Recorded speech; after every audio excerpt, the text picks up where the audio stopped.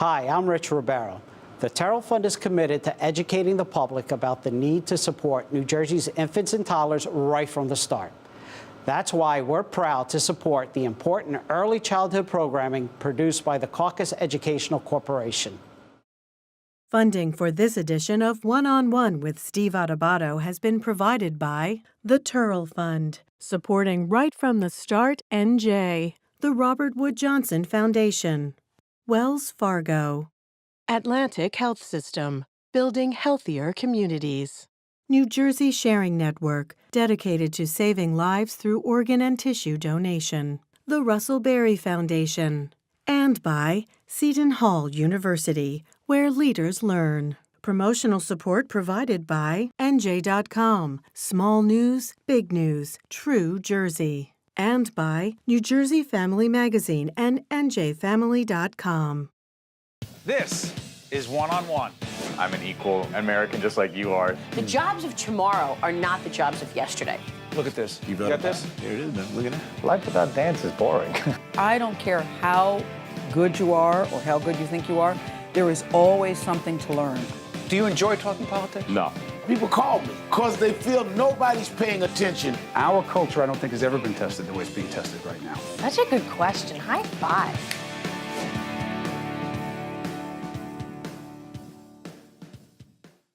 I'm Steve Adubato. I want to introduce you to our longtime friend, Dr. Arturo Brito, who is Executive Director of the Nicholson Foundation. Arturo, we are here at Morven for an important event, an important night, historic when it comes to dealing with ACEs, adverse childhood experiences. Talk about it. Well, it is a historic night. We see this as a launch of a new beginning for the state. As we were talking earlier, we have some very important people here, great people here that are going to come together and address ACEs, or adverse childhood experiences, in the state of New Jersey. The truth is that in New Jersey, we need to do a better job of collecting information about ACEs, but we know that at least 1 in 4, and probably a little bit more than that, have experienced at least one ACE in their lifetime, and a number of those have experienced more than one ACE. And what that means is that their lifelong health, both physical and mental health, is impacted. And until we address them, first by preventing the problems, then by protecting people and providing buffering systems and support systems for them when they do experience these adverse experiences, we're not going to make a lot of headway with what we're trying to do with our healthcare systems. So this is why the Nicholson Foundation, the Burke Foundation, and the Turrell Fund have come together to invest in this. And while we're asking others to come along with us for this ride, for this journey, that we really believe this is the launch of something big and something new that's going to make New Jersey put us at the top of the country in how we address healthcare, how we address people's well-being, and it really does start with addressing these experiences. What Dr. Brito is not saying is that the Nicholson Foundation, together with Turrell, has allowed us at the Caucus Educational Corporation, our partners in public broadcasting, to do a series called Right from the Start NJ. As we're speaking right now, you'll see the website on your screen. Dr. Brito is also a pediatrician, understands this not just because he's the head of a major foundation, but because you understand this clinically, you care deeply about children, and you see the impact. Right. And it starts with understanding the science. You know, if you really look at it as a clinician and as a scientist, it really is fascinating. And we're going to hear Dr. Nadine Burke Harris speak later today. And she explains the science better than anybody about how those experiences early on in life in particular impact brain architecture in such a way that for the rest of a person's life, they're more likely to have health issues, not just mental health issues as one might predict or expect, but also what are traditionally called medical issues. They're really all medical issues, but things like heart disease, even some forms of cancer are now, scientists are finding, are connected to these experiences people have early on in life. Dr. Brito, you talked to us in another interview about toxic stress. Right. Are we using different terms to talk about the same thing? Yeah, they're related, Steve, but they're not exactly the same thing. So when we talked about toxic stress, you know, we're going to have stress in our lives, different kind of stress. And when we talked about it last time, I explained that when a child has stress early on in their life, if they don't have the right support system right buffering system, that stress could become toxic. And then that's where and some of those stresses we're talking about are these ACEs that have been well studied for now, since 1998 when the original study came out, so really for more than 20 years. And that's the relationship between them. So when we say toxic stress, we mean it could be an adverse childhood experience that was never really addressed, or the child didn't have the right protective mechanisms around him or her. You know, it's interesting, the Right from the Start NJ initiative that I mentioned, we're focusing on birth to 3, even prenatal as well. These ACEs, these childhood experiences, these adverse childhood experiences, they occur during that period as well. The ACEs can occur during different periods of a 2-year-old, a 1-year-old, 1-year-old. But the important thing is, and what we talked about last time, you know, the earlier we can address them, the better off we're Define going to be. address them. Well, so for instance, let's say a child has lives in a household where the parents are separated or divorced, and there's a lot of domestic discord or dysfunction in that house. Well, without those parents and that child getting the support system from other relatives or from the community to really understand what that means, then that child is more likely to develop into an adult who has more health issues than the average. A child who has been maltreated, of course, you know, what we want to do, abused or neglected. Talk about neglected. Well, neglected children means children that aren't getting the interaction that they need, the stimulations, particularly perinatally, right from infancy, that they need. And that neglect can also, well, definitely impacts brain architecture in a way that, again, impacts lifelong health. So what we need to do there is make sure that every infant born in the state of New Jersey and every child growing up in the state of New Jersey has the opportunity for the right support systems, the right systems that stimulate their brain for optimal growth, for their mental health growth, as well as their physical growth, and the best likelihood of lifelong health. That's a positive, and the least likelihood of having problems like heart disease and other emotional issues. So the $2 million, the seed money, the Nicholson Foundation and the Burke Foundation, that's going to attract other money,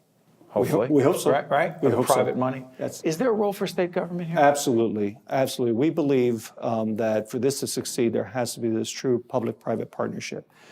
And for us, we need the leadership, which we have with the First Lady and Commissioner Beyer, who's the Department of Children and Families Commissioner. Oh, we'll be talking to her as well tonight? Yeah, and she comes to the state of New Jersey with vast experience, and I'm sure she'll tell you about this, setting up programs in other states around ACEs and addressing them in states like Wisconsin. And we're learning from those states, but together, through this public-private partnership, we're going to make this New Jersey the #1 state that addresses ACEs in a way that will really help give the best chance for every single child and every single person living in the state of New Jersey. That's everyone's responsibility, you're right. Correct. Dr. Brito, thank you for joining us here at Morven, but also for allowing us to do what we are doing with this initiative Right from the Start NJ. The website, actually, to fully disclose, our website is underwritten by the Nicholson Foundation. So I want to thank you so much. And I want to thank you, Steve, and we're proud to partner with you on that. We're so happy with that website. So appreciate Thanks, that. Doctor. Thank you. To watch more One-on-One with Steve Adubato, find us online and follow us on social media.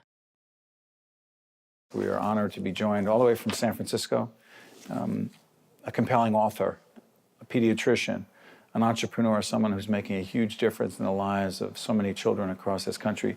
She is Dr. Nadine Burke Harris, and the author of a compelling book called The Deepest Well, Healing the Long-Term Effects of Childhood Adversity. Good to see you, Doctor. It's very nice to meet you. Thank you. Doctor, let me ask you this book, your message. You gave a TED Talk back it was released in 2015? Mm-hmm. You got a lot of reaction in response to it. You wrote this book about adverse childhood trauma, if you will. Mm-hmm. What have you seen as a pediatrician? I've seen a lot. I've seen, the reason I wrote the book is because for many children, kids were being referred to me saying, please, I think they've got ADHD, attention deficit hyperactivity disorder. He needs Ritalin. Can you put him on some medicine? And as a doctor, when I investigated how early adversity affects the developing brains and bodies of children, what I found was that for most of the kids I was seeing, Ritalin actually wasn't the right prescription. And it was really a result of their body's normal reaction to the abnormal experiences that they were dealing with. Things like domestic violence or having a parent who's mentally ill or substance dependent, these things that are common, but they are really harmful for kids' development and well-being. Short and long term for these children. Yes, that's absolutely Talk right. about that, because some of your colleagues have talked about, and they kept referring to your keynote and how you would be the one to be able to explain this, but short term, there's obvious, well, I shouldn't say obvious, there's certain effects, but long term, you're talking about heart disease, you're talking about cancer, and that was shocking to me that there's a correlation. There is. Yeah, so understanding that when we talk about the effects of early adversity, I think for a lot of us it makes common sense that if you have a rough childhood, you may be more likely to, drink and smoke or have, end up with depression or other mental health or behavioral conditions. I think the thing about this research from the CDC and Kaiser Permanente showing that high levels of adverse childhood experiences can double your risk for heart disease or stroke or dramatically increase your risk for Alzheimer's, right? That for a lot of folks was like, what? That's not about bad behavior. That is, what is that about? And for me as a doctor, it has been a fascinating journey of uncovering how it is that early adversity leads to increased risk of all these different health problems. We are, with our production company, doing a series called Right from the Start, and it's funded by Nicholson and the Turrell Fund and some others. 0 to 3. What we're talking about, these traumatic experiences, this toxic stress, if you will, 0 to 3 as well. Happens to those children, no? Absolutely. And in fact, a lot of people think that, my child was too little. He doesn't remember, and therefore it probably didn't affect him. And what we now know is that those earliest years, the 0 to 3 time period, is a time of what we call critical and sensitive periods in brain development where these harmful experiences can have an even greater impact on long-term health and development. During that period? During that period, yes, that's right. And so helping kids have a healthy start right from the beginning is absolutely critical in preventing these long-term effects. In fact, what all of the science is showing us now is that early intervention improves outcomes. So when we start from the very beginning, right, and really that means starting with parents, raising awareness, having this conversation that having adversity in childhood can lead to an overactive stress response, right? What we call the toxic stress response. And that can lead to lots of health problems down the line. But you don't have to hand down your adversity to your kids. There's actually a tremendous amount of healing that can happen. And that's what I have dedicated my professional life to, and our organization, the Center for Youth Wellness, is really working on raising national awareness and helping clinicians have tools to be able to address toxic stress in children. To what degree is this a national crisis? Oh, this is a public health crisis. Across the United States, we're talking about almost 35 million children at risk for toxic stress. 35 million. That's right. Is it, I want to get the numbers right. I know there's a report that's coming out next month with more details on this. Is it 1 out of 4, or is it close to half? I mean, how many are we talking about? So when we're talking about individuals who have been exposed to at least one adverse childhood experience, we're talking about 2/3 of adults. 2/3 of adults. 2/3 of adults. And when we're talking about the number of folks who have been exposed to 4 or more adverse childhood experiences, which is really this very high threshold where we see double the risk for heart disease, 2.5 times the risk of stroke, triple the risk of chronic lung disease. That's 1 in 8 Americans. So this is not, some small problem that only happens in certain folks or in certain communities. In fact, this research, when it was originally done by the CDC, was done in a middle-class community, 70% Caucasian, 70% college educated. It's so interesting, by the way, the reference is obviously, if you're not following, to the Centers for Disease Control. What I'm curious about is, say you're talking about our national political discourse. Discussion of leaders in our nation. I might have missed this, but I've been doing this for a few years. I've never heard one major political figure talk in detail about any of this. Is it something they don't know about? Well, more and more, I think our political leadership is being awakened to this issue.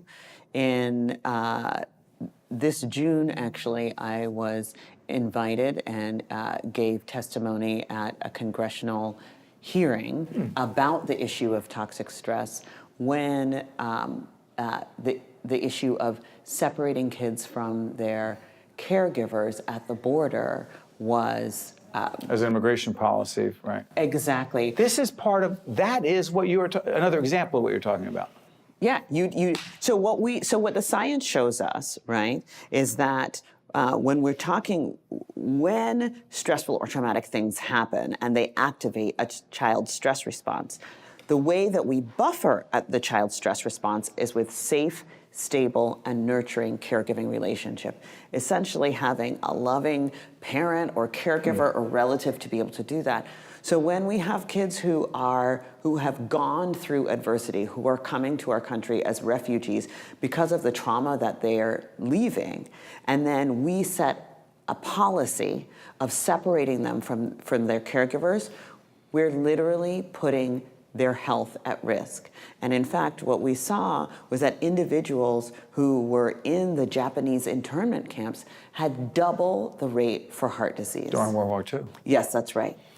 Double the rate. Double the rate of heart disease. And so at this point, as a nation, we have to understand that once we know this science, we can't unknow it. And we must use it to inform our policies. And when we have policies that knowingly inflict physical harm, right, by separating children who are at the peak of vulnerability from their caregivers, that can lead to long-term medical risk, for me, it was critical to be able to speak out at the Senate hearing. Doctor, I want to thank you for joining us here in New Jersey. From San Francisco, your message is powerful nationally. It'll be very much part of our Right from the Start and J initiative, and I want to thank you for taking the time to speak with us. Thank you. It's my pleasure.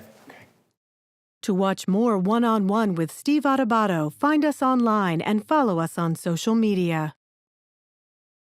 We're honored to be joined by one of the key people who've helped put this together, and one of the leaders here, James Burke, President and Chairman of the Burke Foundation. Good to see you, James. Great to see you, Steve. For those who do not know what the Burke Foundation is, please share. So my father, who was chairman and CEO of Johnson & Johnson from 1976 to 1989, right when he retired, he started the Burke Foundation, which was children and health, really, was the main focus. And it is only recently that we have sort of honed in on this childhood adversity issue as something that we think is a health crisis, frankly. So tonight, it's interesting. There are a couple things happening that make this night significant. First of all, there's a $2 million fund that's being established. The first $2 million comes from your foundation and from the Nicholson Foundation. $2 million to do what? Well, it's seed money.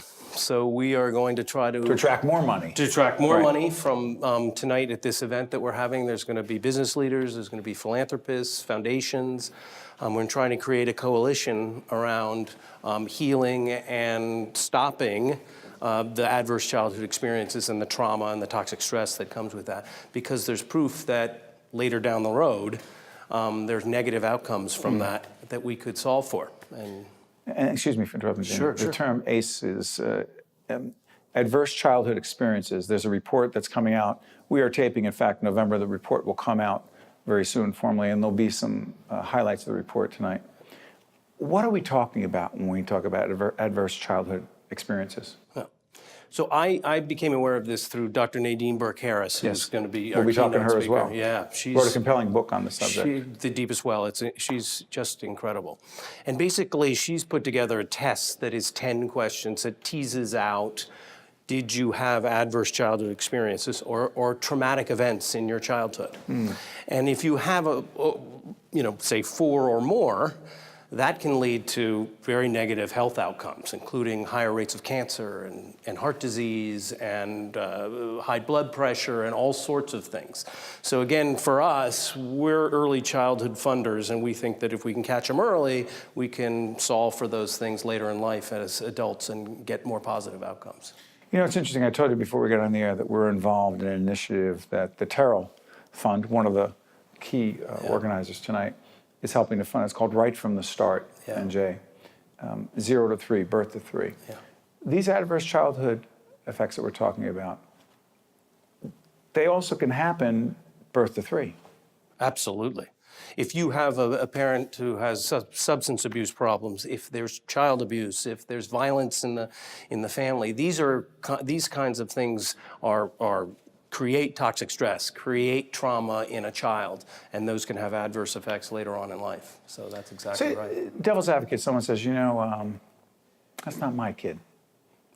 I treat my kid, I treat our children fine, and so I feel terrible for these other children, but it's not, quote unquote, my business. It is, isn't it?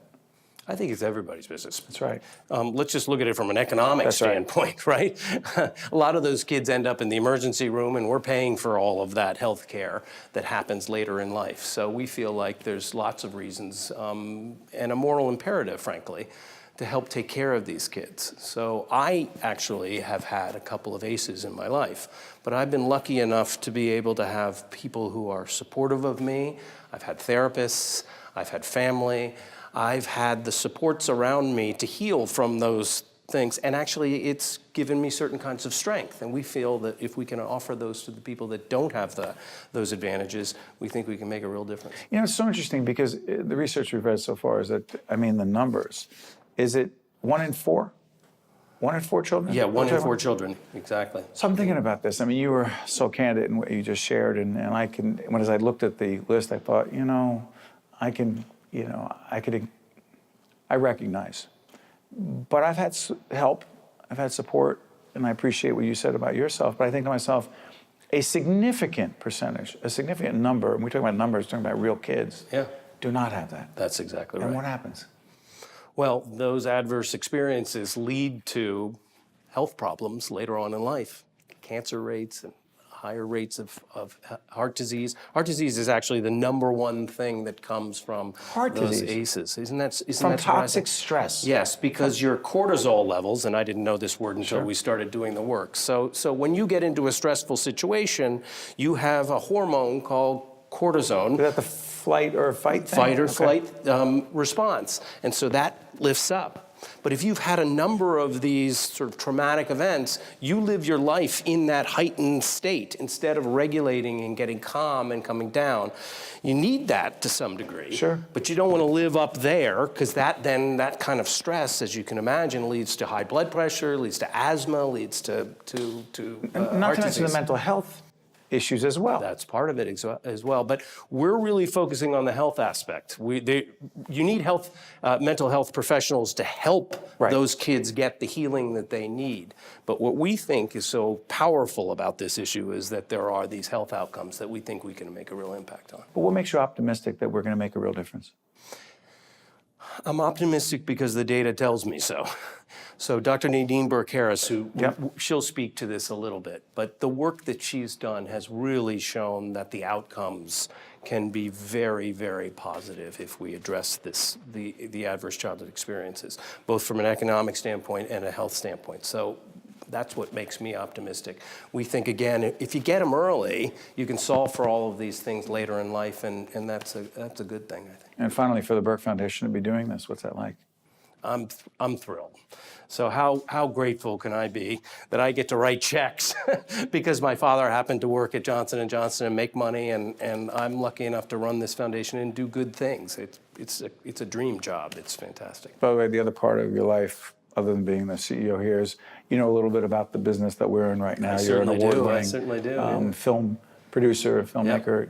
Real quick, was that you got into that immediately, or when I got out of college, I really didn't know what I wanted to do, although I loved acting. So I started acting, and then I moved to Los Angeles with stars in my eyes, and eventually got into producing and directing, and now I make films. I'm working in the foundation, but I still make films. I sort of have a small niche of lower budget movies with name actors. So I do Sundance and Toronto and Cannes Film Festival kind of movies. I want to thank you for taking the time to speak to us. This event, this night, the people who are gathering, all doing something important to make a difference for too many children who are suffering unnecessarily. Thank you, James. You're great. Thanks, Appreciate Steve. One-on-One with Steve Adubato has been a production of the Caucus Educational Corporation, celebrating over 25 years of broadcast excellence. Funding for this edition of One-on-One with Steve Adubato has been provided by the Turrell Fund, supporting Right from the Start NJ, the Robert Wood Johnson Foundation, Wells Fargo, Atlantic Health System, New Jersey Sharing Network, the Russell Berry Foundation, and by Seton Hall University. Transportation provided by Airbrook Limousine, serving the metropolitan New York, New Jersey area. Education begins at birth. The brain develops most rapidly from birth to age 3, when critical skills are developed. Parents are the first and best teachers for their children, but for those like me who work, finding quality, affordable childcare can be challenging. But children have the greatest opportunities for success when they learn and have positive interactions with their caregivers. Because learning doesn't start in the classroom, it starts in the cradle.